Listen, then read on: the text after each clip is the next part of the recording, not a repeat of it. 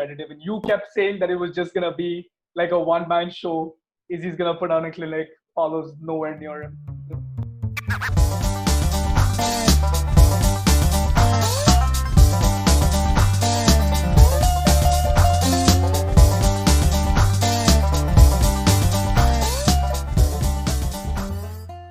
So hey guys, welcome to the Think Sports podcast. Today I have Praveen. Praveen's actually been on our show before where we discussed his major. He was talking about kinesiology as a subject, as a major, and as a sect of sports science. So that episode comes out next week. Be sure to stay tuned and check it out. But today we're here to talk about UFC 253 and Israel, the last Stylebender, Adesanya. Your thoughts, Praveen, about what happened and the clinic Izzy put on against Paulo Costa. See, I did tell you this last time I showed up. I told you Izzy was going to put up a clinic. His striking is too elite for probably anybody in the UFC right now. So this You was did bound say, to and that's where happen. we kind of disagreed, right? Both of us said Izzy was going to win, but I thought Izzy was probably going to win on decision, not going to knock him out. I was like, he's probably going to just keep him at range, keep him at distance, and pick him apart and just win a decision easily. But I did think it was going to be more competitive. And you kept saying that it was just going to be like a one-man show. Izzy's going to put on a clinic. Paulo's nowhere near him. So, yeah, I mean, Yeah. props for that. This is a thing, right? I tend to think of it this way. Yes, we across boxing and UFC, we have knockout artists, people who can knock people out in one punch. But what a lot of us or even a lot of fighters don't realize is that if you volume can knock people out too, right? Crisp, precise volume can definitely knock people out, and I think that's precisely what we saw. And somehow, for some reason, Izzy never uh, has been portrayed as a knockout artist. Probably because he can't do it with one punch, but he accumulates punches over a period of time. And anybody who watches Izzy knows that he's precise. He's clean. He's precise, and the punches connect most of the time. He's got a pretty good accurate. He's got a pretty high accuracy for a striker.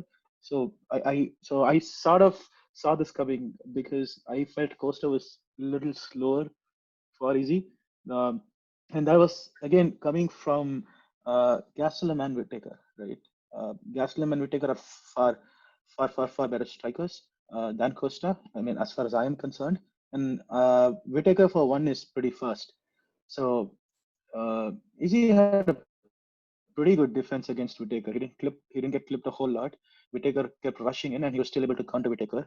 So I think that was start of the Yeah, sign that that's exactly what is going to happen.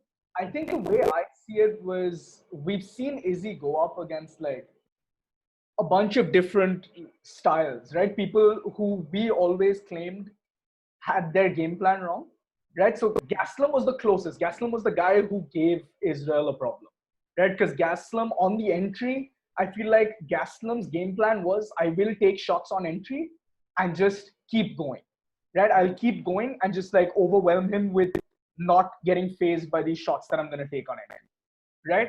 What we saw against Whittaker was Whittaker approaching the fight in a similar way to Gastelum, where he said, okay, he's gonna engage, right? He's gonna use his wrestling where he's gonna shoot but come over, right? Come with the overhand right, like fake the takedown and then come with the overhand right? Which is something we saw him do over and over again, right? And he was just trying to like explode into the pocket, right?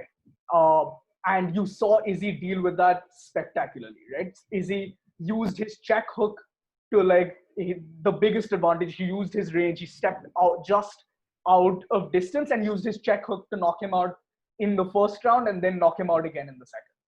Then we saw Mhm. Yoel, who came up and he was like, you know what, I'm not going to engage and I'm going to try to counter strike, which then again became like a boring fight as most people described it because they were like, okay, it didn't have that action because Izzy is a counter striker, so was Yoel, and it just didn't work. They never engaged. Izzy stayed at range, like used his leg kicks to just keep him away and won on points, right?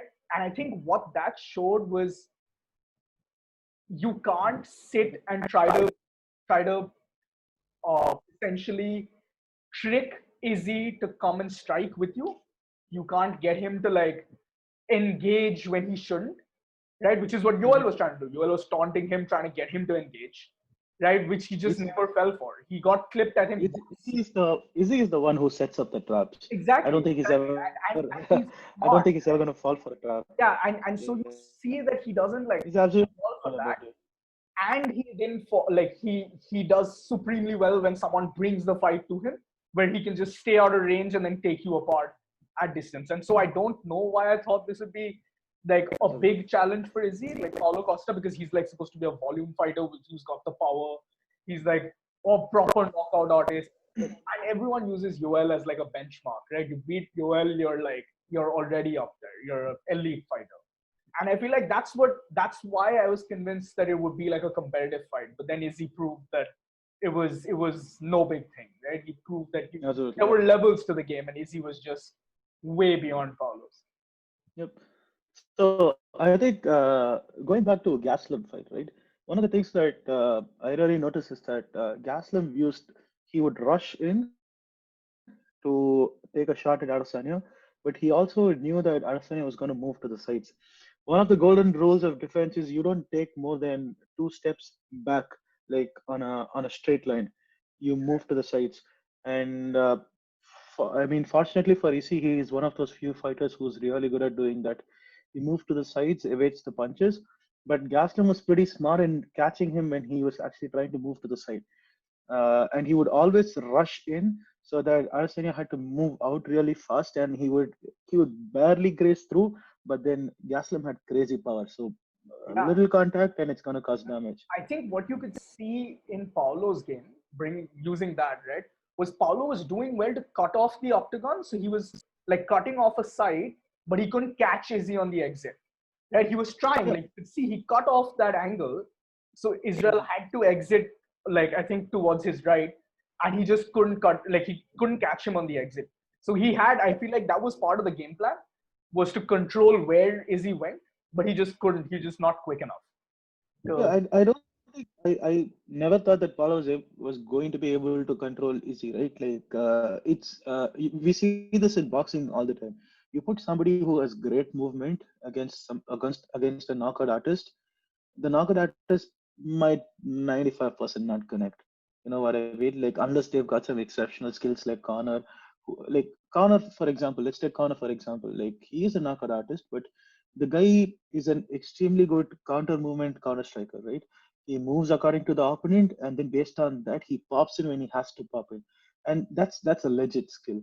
Like not a lot of people can do that. And Costa for one, like I've never seen him face anybody with the kind of movement that Izzy has. It is extremely hard to be hitting an opponent who's constantly moving side to side, front to back, and I think that, to be very honest, if the strategy of Costa was to stand and trade with Izzy on that pedestrian pace, I am not sure what they had in mind.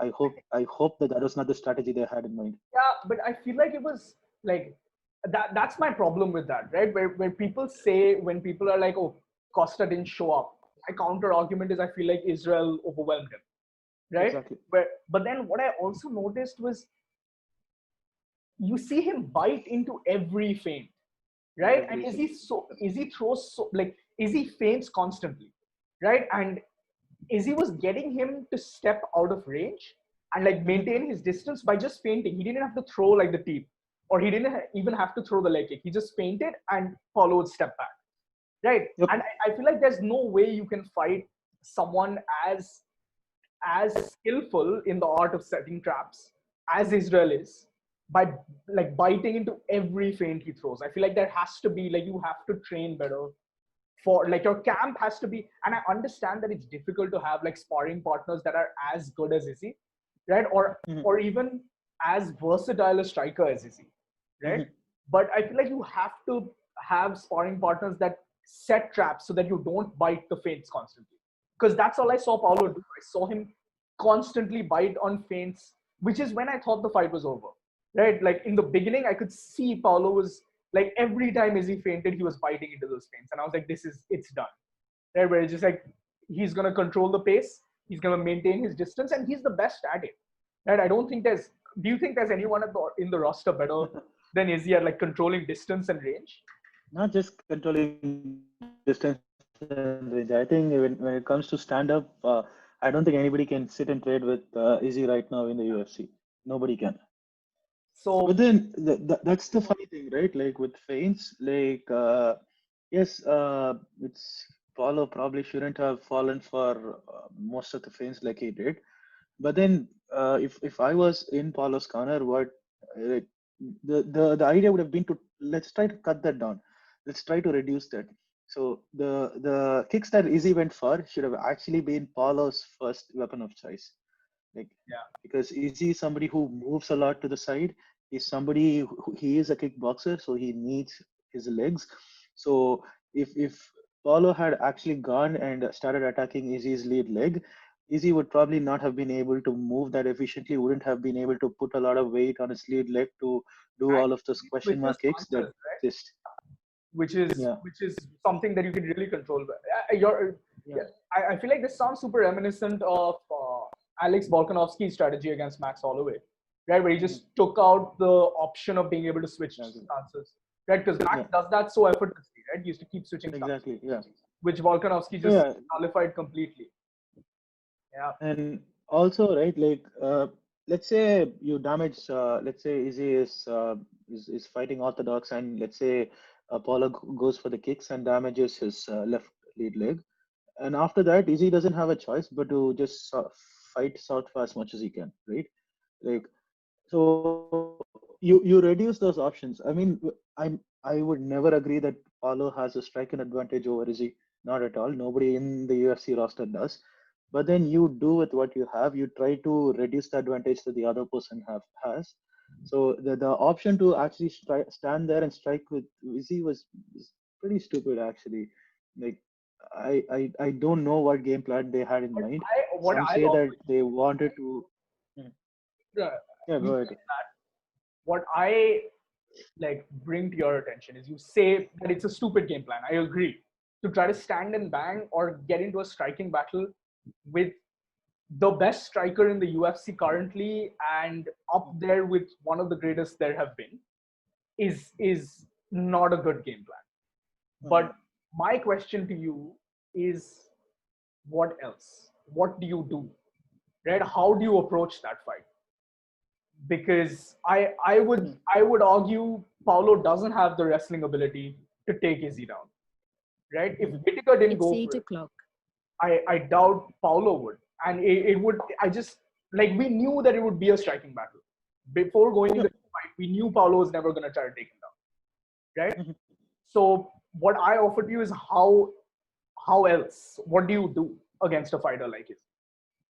Again, I say like, if they fought 100 times, Paulo probably has one shot of winning. The rest 99 times, I'd go for Izzy winning. But then if looking for ways, I would first not give Izzy range, cut down on distance because he works best from the outside. Cut down on distance and make him move a whole lot. So I didn't see Paulo trying to cut down on distance at all, right? He was trying to taunt Izzy into coming in and striking, which Izzy was never going to do. Like he was never going to come in and risk so much. He's going to stay on the outside where he can chew up on Paulo's leg. He can work on his feints. He can do the fakes. He can do all of that, and he can still damage Costa while Costa cannot damage back. Yeah. So that is one. So cut down on distance, and the second one is I would have probably had Paulo go for the takedowns. It's okay if Paulo probably doesn't get it, but try to put weight on Izzy, trying to drain him out a little bit.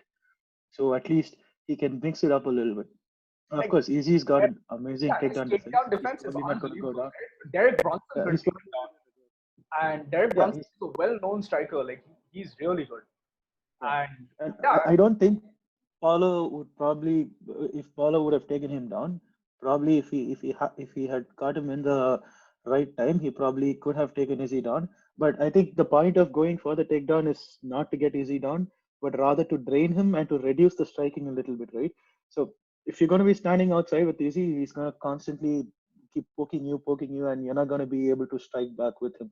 So get close, make him work a little bit, and probably if you get on a clinch, you can go for the knee. Like you can try to work his body a little bit. You can try to work his leg a little bit while you're on the clinch. So that could have at least reduced the amount of damage that Costa got with the leg kicks. And Okay, so I hear you, but here's my problem. Paulo Costa is well known to not have great cardio. Well known. Yeah, absolutely. 5-round fight against Yoel Romero, if that fight was 5 rounds, Yoel would have won. Right? We know that. You're clearly wins that. Right? The problem is when you start trying to wrestle, is you drain, your cardio has to be supreme to be able to wrestle. Right? Or like every wrestler in the UFC has supremely good cardio. Right? The problem is Paulo trying to hold Izzy down. I think yes, he drains Izzy 100%, but I feel like Paulo gets drained quicker because he just doesn't have the gas tank for it.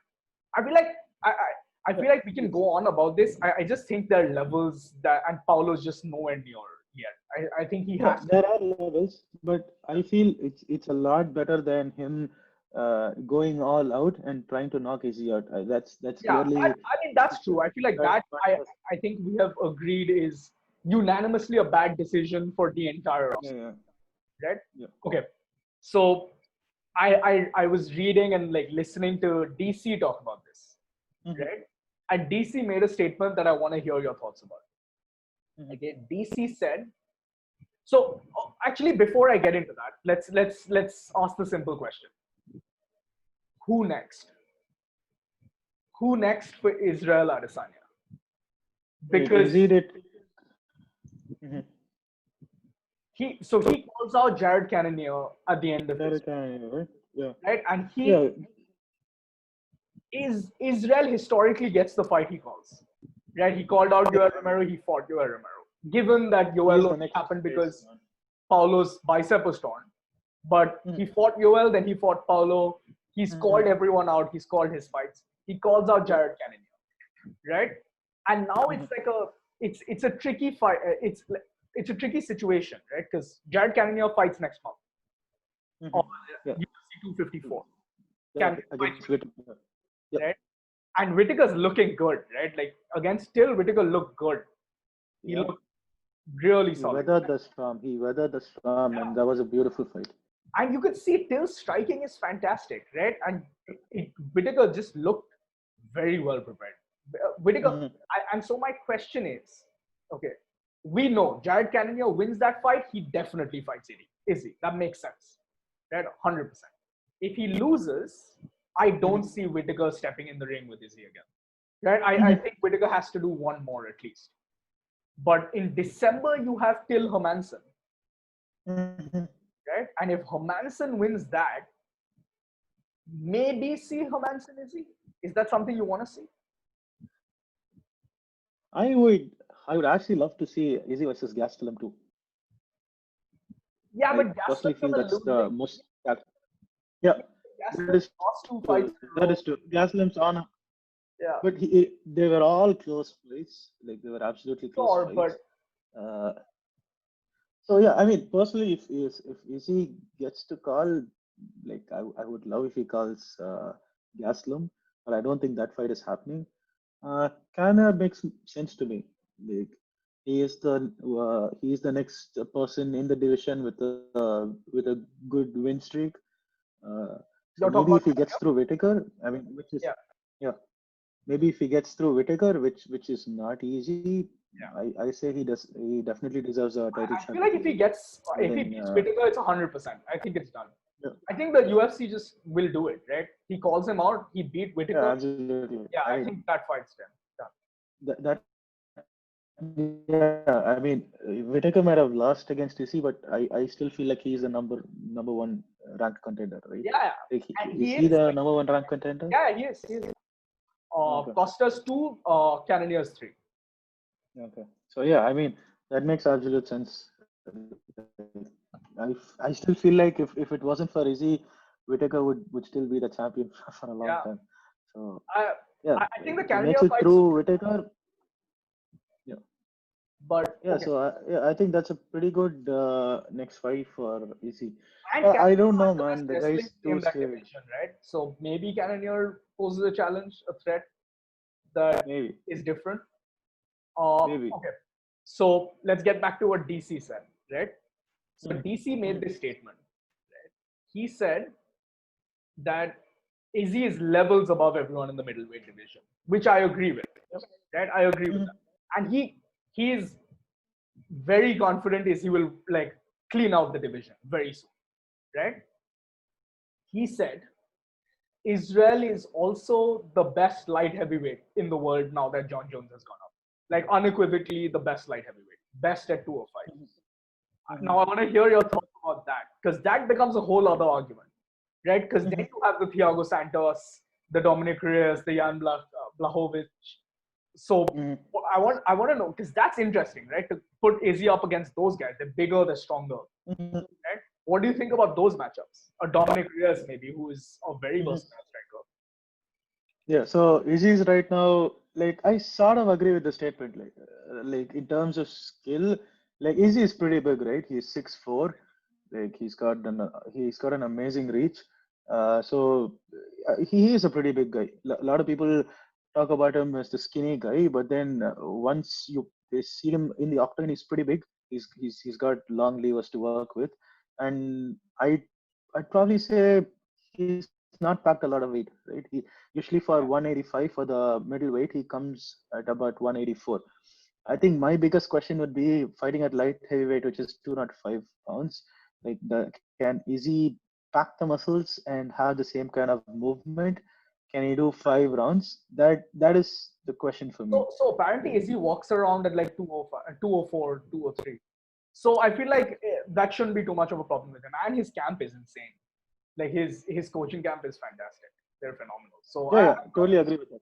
I wouldn't probably question that. The one thing I question is going up against the Thiago Santos, right? Mhm, Those guys are killers, right? Like I have, he tore his like all his ligaments against John Jones in the first round against the light heavyweight goat, right? And odds and like according to Dana White, the UFC goat, right? In the first round mhm. and still went 20 more minutes with him, Yeah, right? Like he tore his ACL, his meniscus, like he tore everything, and then he kept going, and so I think that's where it gets interesting to see whether they because in a striking matchup, I still think Izzy beats everyone. I think a light yeah, heavyweight, he beat. I middleweight, mean, whatever. take any division. Yeah, Izzy cleans it up if it's just striking. but So, and how also, I mean, talking how about much can Diego they? Santos or Reyes or let's take John. Yeah, they're all pretty powerful strikers, right? I think this is a thing, right? But like it looks really scary when these guys knock people out. But then we've also got to understand that almost all of these knockouts are against opponents who are just right in front of them, which Izzy is never going to do. It's extremely hard to strike and knock someone out when they're constantly moving. I think that again that plays around Costa versus Izzy, right? Like one of the narratives was, like the guy trades high volumes. He's just going to keep bang, bang, bang, bang, bang until he knocks out the person. But then you can only do that if someone's standing right in front of you. What happens if, like, I've never seen Izzy get hit twice in a row. One punch you connect, he's going to move away. And what do you do against a guy like that? And I think that's where we talk about skill versus power. And personally, for me, I've been a big fan of boxing and UFC for a long time. For me, skill almost always wins, except for that puncher's chance.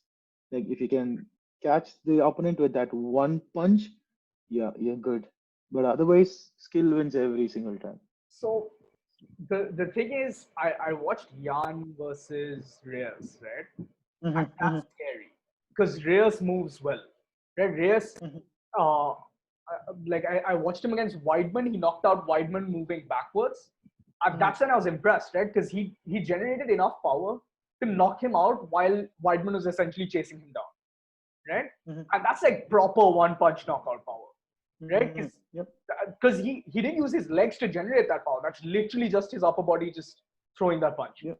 And Jan, I was scared. Like that scared me. That like I think it was the straight right which broke his nose, or it was a straight left that breaks Reyes' nose. And the body kick before that was brutal. Yeah, that was in the beginning. Like the fight started, he gets hit with that body kick, and I can see the mark, right? It just became red. Yeah, like. So I don't know. It's super interesting, but he's apparently definitely going to move up in weight. So I feel like that's at least we have that to look at. Anyway, man, thanks for joining us on our podcast. It was great talking to you about Izzy. It's a conversation I can have over and over again on any given day. He's such an insane fighter. Thanks for having me, Rick. It's been my pleasure talking to another Izzy fan. And yes, I mean, I think pretty soon we should be opening up a fan club for him. Yeah, bro. Fanboys, bro. That's what we are, right? We're fanboys. Jumped on the bandwagon quick. Yep. I think I was part of the bandwagon. I was part of the hype train even when he started fighting in the UFC. Yeah. So I'm just gonna call it the hype train, like the hype train that runs everyone over, like he says. Yeah, I'm proud to be a part of it. To be honest, I'll take it any day. Absolutely, yes. Anyways, thank you. It's been a wonderful time, and all of you guys, please check them out at thinksports.co.in. They're doing a pretty amazing job. Like say hi to Ronajit and Arjun for me. Will do, man. A pleasure having you, bro. Hope to see you for UFC 254. But for all our listeners, you can check us out on all our channels. Our website is www.thinksports.co.in. Go follow us on our podcast channels and all of our social media. We'll see you next time. We hope we enjoyed it. Peace.